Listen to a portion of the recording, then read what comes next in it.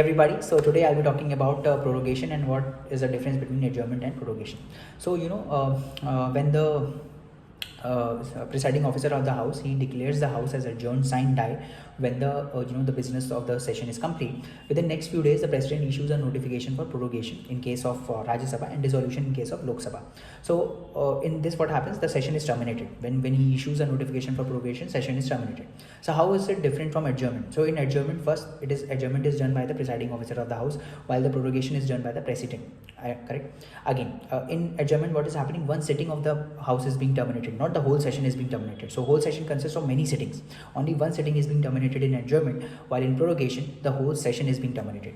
Again, the next difference will come that any pending bills and business, they do not lapse when it is adjourned. They can be resumed again when the house meets again. In prorogation also, the same can be resumed again, but all the pending notices, they lapse. So this is difference. Thank you.